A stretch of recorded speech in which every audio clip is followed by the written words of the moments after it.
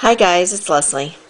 Um, I have cleaned up my art studio, and so I'm going to attempt to give you guys a tour of my room where I create without giving you guys too much of a headache, because I am going to be carrying my camera, so I'll be as careful and as steady as I possibly can. So I have blackout right now.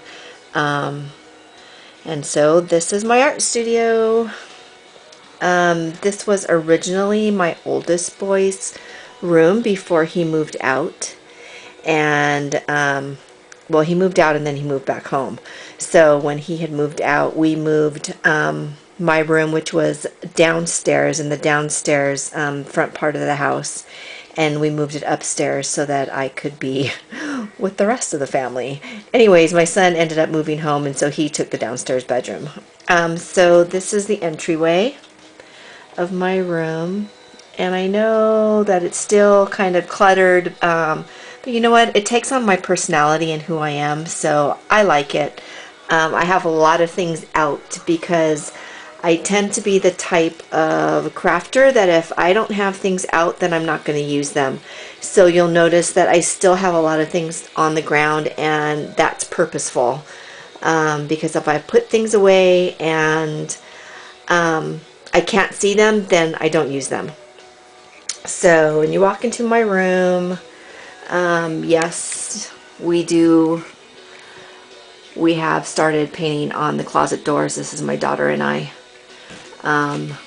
So we will just randomly at different times come and paint something. I won't even attempt to open up the closet because it is full of stuff. This is behind the door. This is where I keep all my punches.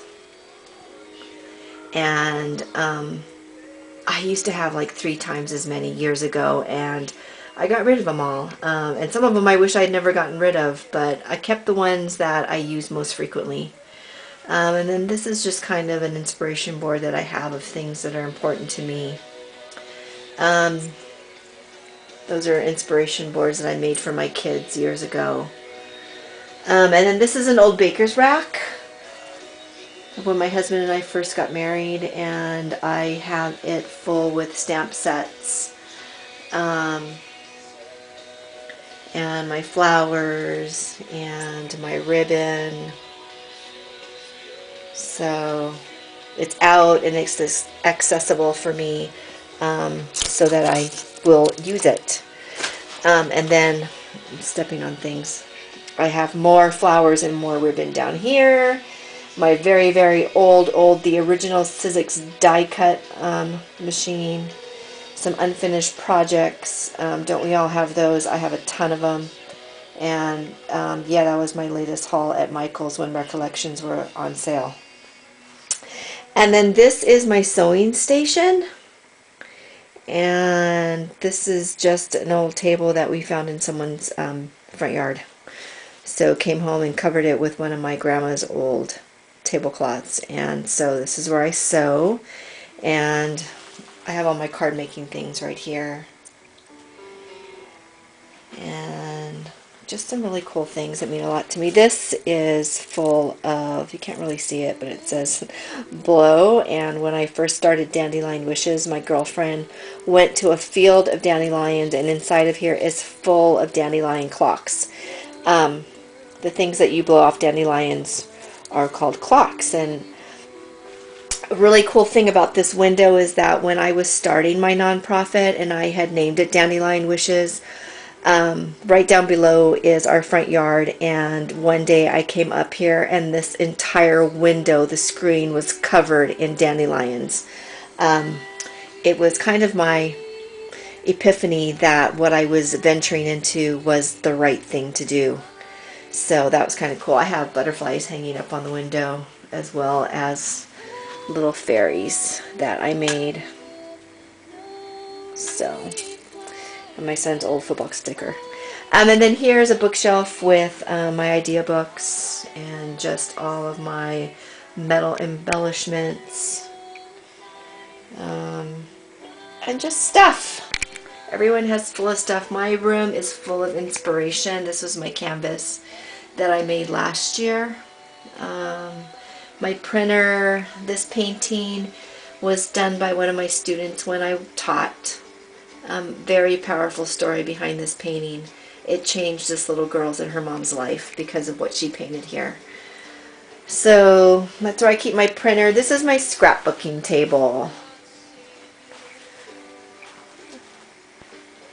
All my cutters and just a lot of stuff. And as you can tell, I just keep it all out.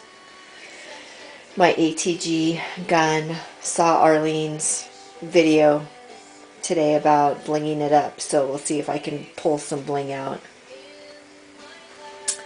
And then, sorry for the glare, but this is a trellis that we pulled out from the backyard, and so what I did was I pulled it in, brought it up here, and put lights on it, and I hang up just really special pieces of artwork that either I've done or people have given to me that mean a lot to me. This one right here is another piece done by a little girl in Nicaragua named Jennifer.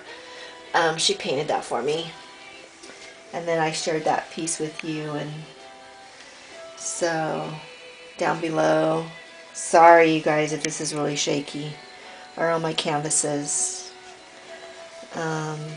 And then if we pull back again, try not to get the glare light. This is my mixed media table. So I have different stations because I tend to stand and walk around a lot in my room, going from one thing to the next. And so this is where I do all of my mixed media stuff. So that's the piece that I showed you that I'm still working on. And I keep all my art journaling stuff, and my paintbrushes and my acrylic paints are back there with watercolors, my glue gun, and then underneath I have more paints, and I keep my glimmer mist up here. And compared to some of you, I don't have very much. And haven't gotten into the Copic markers yet, and oh my goodness, I can't venture into that abyss yet. So my gessos and all my gel mediums, and then this is another canvas that I'm working on. So I tend to work on more than one project at a time. And so yeah, this is where I create all of these things up on the wall, or things that either I've done, or this one right here. My daughter did this when she was 8 years old.